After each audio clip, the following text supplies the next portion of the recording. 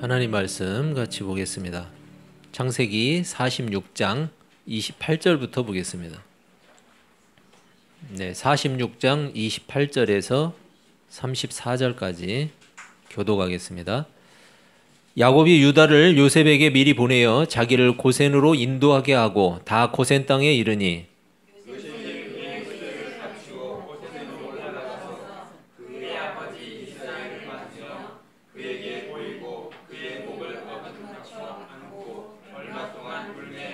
이스라엘이 요셉에게 이르되 네가 지금까지 살아있고 내가 네 얼굴을 보았으니 지금 죽어도 조카도다.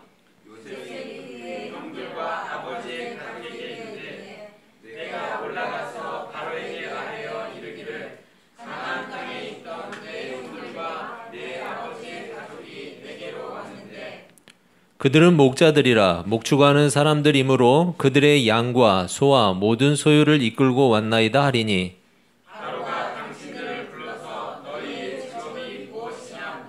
같이 읽습니다.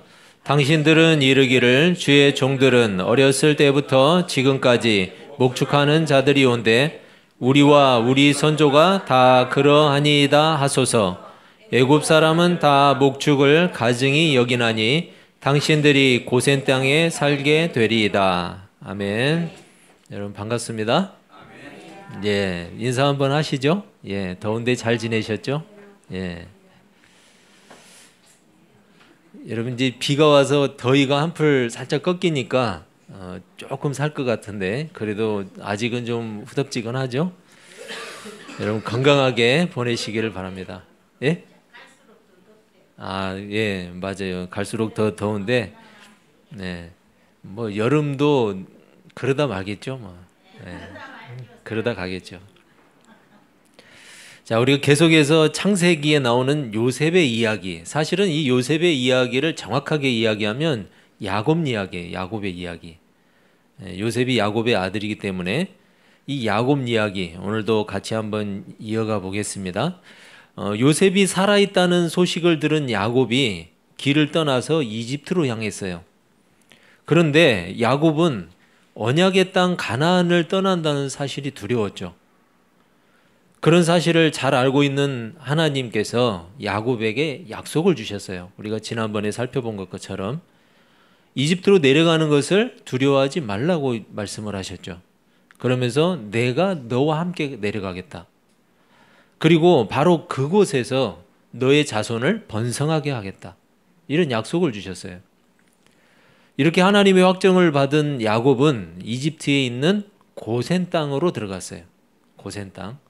저 위에 수지 쪽에 고센 농장이 있었는데 지금도 있는지 그 고센 말고 지금도 있어요. 그 고센 말고 지명이 고센 땅, 고센 지역이었던 것 같은데 정확하게 알기는 어려워요. 지금 여러분 46장 27절 우리가 읽지 않은 부분을 보면 그 앞쪽에 이스라엘 자손들의 아들들의 이름이 쭉 나오고 명단이 나와서 그 사람들이 다 애굽으로 들어갔다 이렇게 나오죠. 그런데 야곱의 집사람으로 애굽에 이른 자가 모두 70명이라고 말하고 있어요. 70명. 이 숫자는 정확한 숫자라고 보기는 어려워요. 대략적인 숫자겠죠. 대략적인 숫자. 70명에서 조금 넘는 숫자였을 거예요. 명단을 보면 이미 가나안 땅에서 죽은 사람도 있어요. 가나안 땅에서 죽었던 사람도 있고 또 야곱의 딸도 있죠. 딸은 잘 넣지 않죠. 명단에. 근데 딸도 나오고 며느리의 이름도 나오고 그리고 요셉하고 요셉의 아들들은 지금 가나안에서 들어오는 게 아니라 이미 애굽에 있죠. 이집트에 있었죠. 그렇기 때문에 정확한 숫자를 말하기보다는 자손 전체가 이동했다 이런 의미로 받아들이는 게 훨씬 더 정확할 거예요. 왜냐하면 이스라엘 백성들은 이 7이라는 숫자에 굉장히 상징성을 갖고 의미를 두고 이야기를 하죠. 7이라는 숫자. 그렇기 때문에 70명이라고 하는 이 숫자를 어떻게든 맞춰서 전체, 가족 전체가 이동을 했다라는 것을 아마 강조하고 있는 것 같아요.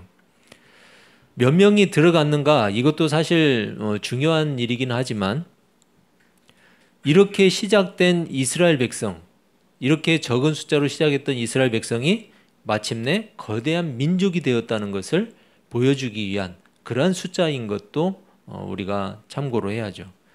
여러분, 고센 땅이 어디인지 정확히 위치를 알 수는 없지만 당시에 이집트의 수도가 어디였냐면 소안이라는 곳이었어요. 소안. 이 소안이라는 곳이 어디냐면 지도를 보면 훨씬 정확한데 이집트에는 무슨 강이 있죠? 나일강이 있죠. 여러분 안 가봤어도 어떻게 그렇게 잘 아세요? 예. 저는 나일강에 가서 수영은 못 해보고 배는 타봤어요. 이 수량이 엄청나게 풍부해요. 나일강이. 그런데 이 상류에서 내려오는 이 물줄기가 굉장히 세거든요. 그래서 이렇게 댐을 중간에 막아놨는데 이 물줄기가 내려와서 어디로 나가냐면은 저기 홍해 말고 저쪽 지중해 쪽으로 이렇게 흘러서 내려가요. 그런데 이 소안이라는 곳은 어디냐면 나일강의 하류예요. 하류 쪽이고 거기는 삼각주라고 하죠. 나일강이 이렇게 갈라져서 흘러가는 나일 삼각주를 이루고 있기 때문에 여러분 그 사회 시간에 공부 열심히 한 사람들은 알겠지만 이 삼각주를 이루고 있는 곳에 하류 쪽에는 퇴적물들이 쌓이고 그리고 물줄기가 잔잔하게 흐르기 때문에 굉장히 비옥한 땅이 이루어져요. 그러니까 땅이 비옥하고 그리고 목초지도 많았겠죠. 이 물줄기가 있기 때문에. 그런데 이 소안이라는 지역이 그 지역에 있었어요. 이집트의 수도가. 당연히 이집트의 왕인 바로가 거기에 머물고 있었겠죠. 아마 그곳과 동일한 지역이거나 우리는 고센이라고 하면 이스라엘 백성들이 어디 멀리 수도에서 벗어나서 멀리 갔나 이렇게 생각하겠지만 그게 아니고 그 수도권에 있는 그런 지역이거나 아니면은 그 주변에 어디 특정 지역이었거나 아마 그렇게 추정해 볼 수가 있을 것 같아요. 가나안에서 가까운 곳이에요. 가나안 땅에서 그 해안길이라고 하는 길을 따라서 쭉 들어가면은 제일 가까운 그 지역이 바로 고센 지역이었어요. 그리고 그곳에는 목축하기에 아주 유리한 그런 목초지가 많이 있었다라는 거예요. 중요한 것은 뭐냐면 그 지역이 특별히 구별된 곳이었다라는 사실을 성경에서 강조하고 있어요. 구별된 곳이었다. 당시에 이 애굽 사람들, 이집트 사람들은 대부분 정착민이었어요. 무슨 얘기냐면 농경 사회였다는 거죠. 농사를 짓고 살았어요. 그리고 초기 이집트 사람들은 이 유목민들, 이 돌아다니면서 소를 치고 양을 치는 유목민들에게 침략을 많이 받았어요. 그러다 보니까 그들에 대해서 다소 감정이 안 좋아요. 감정이 좋지 않고 그리고 농경사회를 이루고 있고 물론 그들에게도 짐승을 기르는 사람들이 있었죠. 그렇지만 대부분이 농경사회를 이루고 있었기 때문에 목축업에 대해서 다소 부정적인 시각을 가지고 있었어요. 목축업에 대해서. 그런데 애굽 사람들의 그런 편견은 이스라엘 백성들이 특정한 지역에서 따로 구별되어서 살아가는데 도움을 줬어요. 오히려 그게 도움이 되었어요. 여러분 지금까지도 우리가 살펴봤듯이 하나님의 섭리는 우리가 계산할 수가 없죠. 하나님의 섭리는 우리 계산으로 나오지 않아요. 하나님은 누군가에게 고난을 주기 위해서 일부러 고난의 일을 계획하시는 분은 아니에요. 내가 김종호 집사를 좀 힘들게 해가지고 깨닫게 해야 되겠다. 하나님이 해가지고 김종호 집사한테 고난을 준다? 그런 분이 아니에요. 하나님 그렇게 악한 분이 아니에요. 여러분 야곱 가정을 구원하기 위해서 계획적으로 요셉을 노예가 되게 했거나 아니면 감옥에 들어가게 하고 그 고통의 시간을 겪게 하고 그걸 하나님이 하셨다? 그렇지 않아요. 하나님이 하신 일이 아니에요. 그런데 그런 시각을 갖고 있는 분들이 상당히 많더라고요. 기독교인 중에. 하나님은 누구든지 악을 행하기 원한다면 그것을 억제하지 않아요. 여러분 누군가가 악을 행하기를 원한다? 억제하지 않아요. 그냥 자유롭게 내버려 두세요. 내버려 둬요. 단지 그 악에서마저도 선을 이끌어내시는 분이 누구냐? 하나님이세요. 그런 악 속에서도 선을 이끌어내시는 분이 하나님이세요.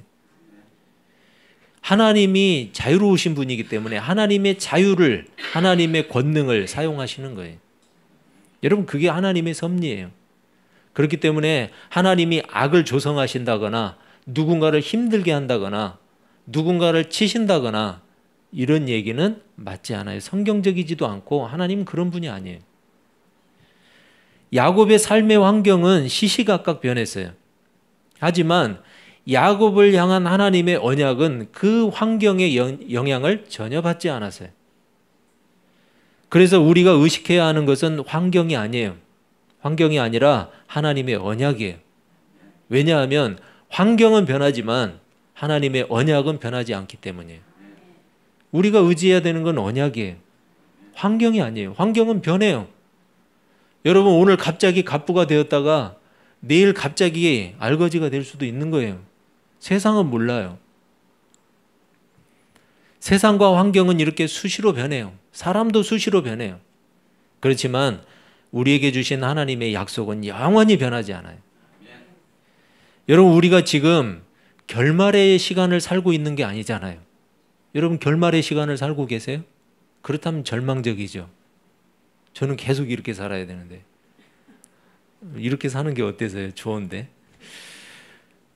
여러분 우리가 살고 있는 이 땅은 모두가 과정이에요. 과정.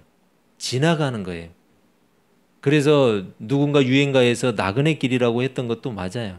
우린 지금 나그네처럼 길을 가고 있는 거예요. 과정이에요. 설사 우리가 계획한 대로 잘 되지 않는다고 해도 실망할 필요가 없다는 거예요. 하나님은 그 과정들을 통해서 우리를 단련하세요. 우리를 단련하세요. 혹시 우리가 계획한 일은 실패로 끝날 수도 있어요.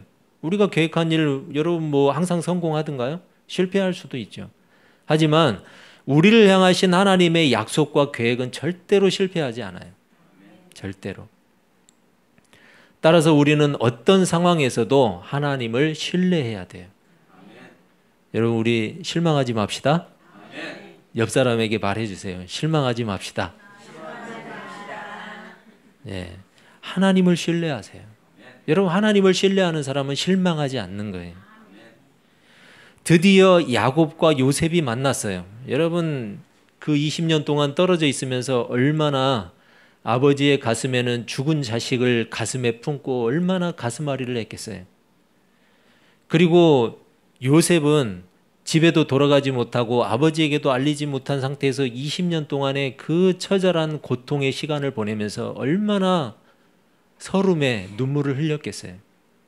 그런데 그 두 사람이 드디어 만났어요. 서로 눈물을 흘리면서 끌어안고 엉엉 울면서. 여러분 그 장면이 우리 감격스러울 것 같은데 이상가족 만나는 거 옛날에 TV로 보니까 저도 막 눈물이 나더라고요.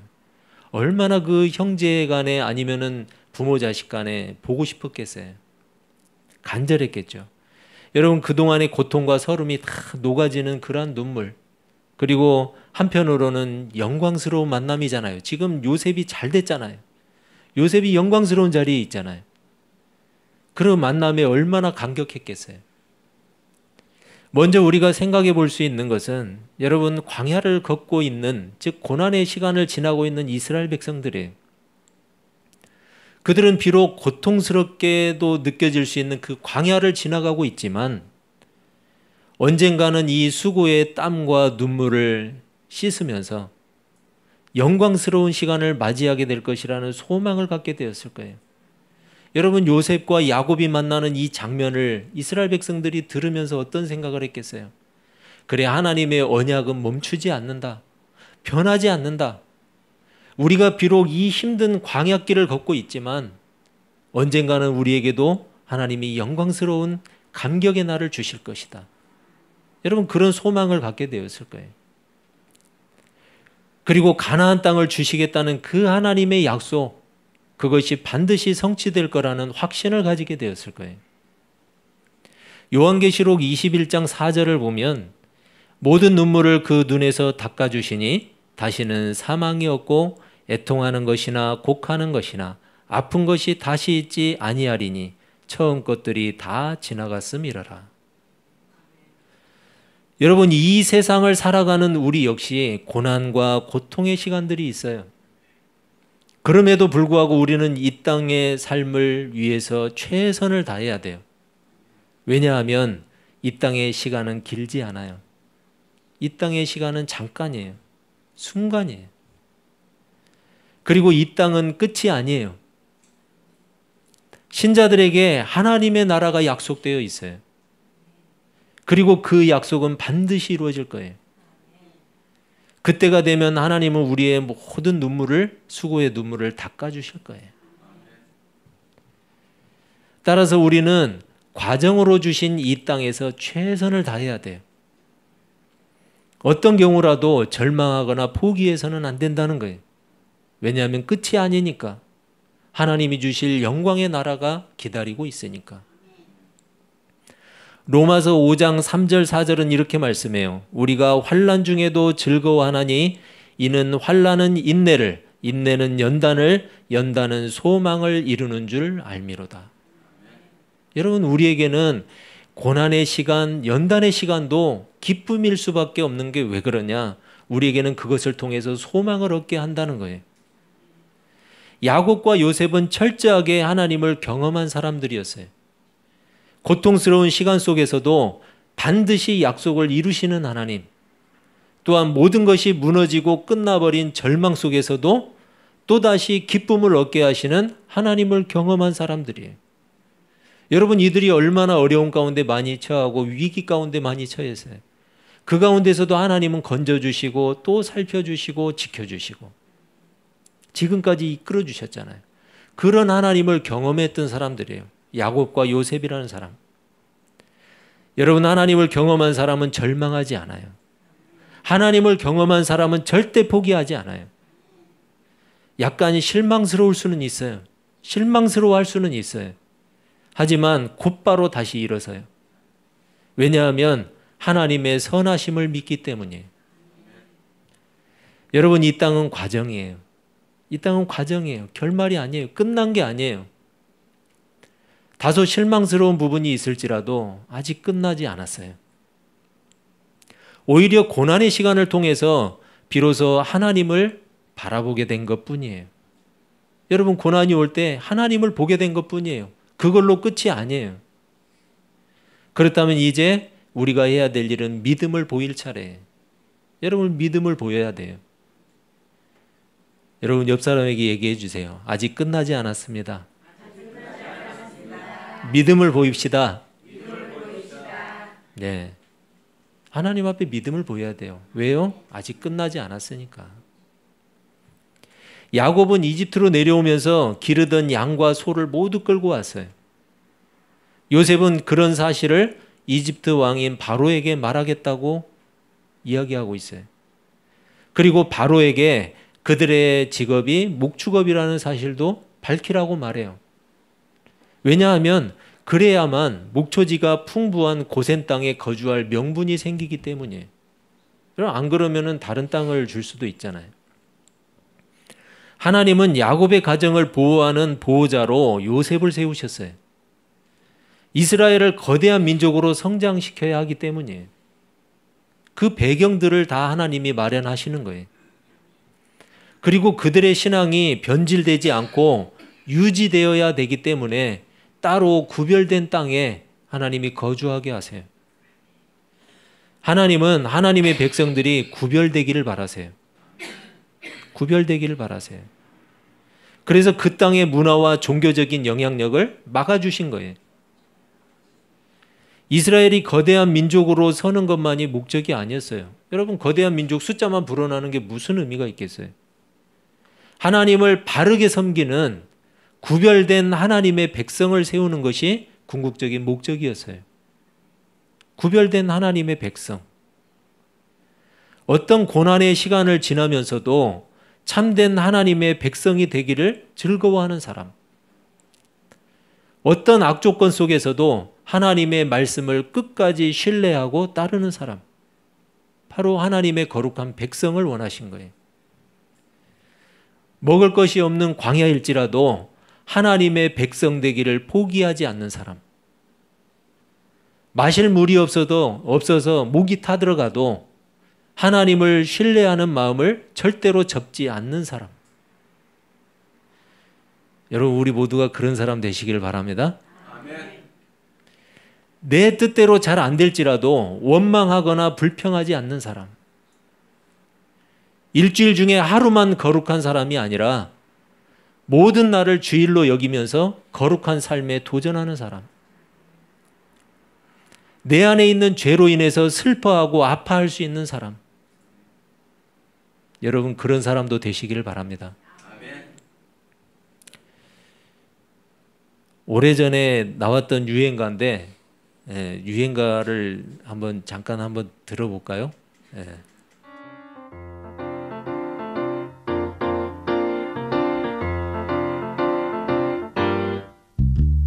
청바지가 잘 어울리는 여자, 밥을 많이 먹어도 배 안 나오는 여자, 내 얘기가 재미없어도 웃어주는 여자, 난 그런 여자가 좋더라. 그런 여자가 어디 있어요? 아니, 밥을 많이 먹으면 배가 나오겠죠.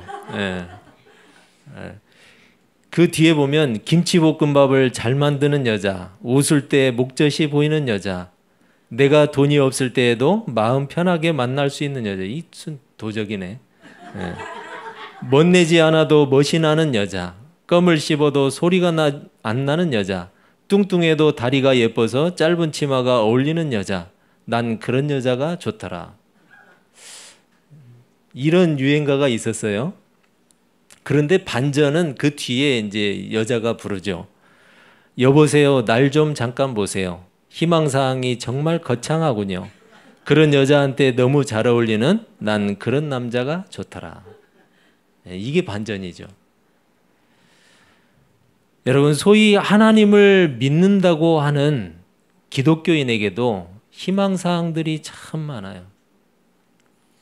기도하면 무엇이든지 다 들어주고 이루어주시는 하나님, 부자 되게 해주시는 하나님, 병원에 안 가도 모든 병을 치료해 주시는 하나님, 여러분 한마디로 무병장수 부귀영화를 주시는 하나님, 모든 문제를 해결해 주시는 하나님,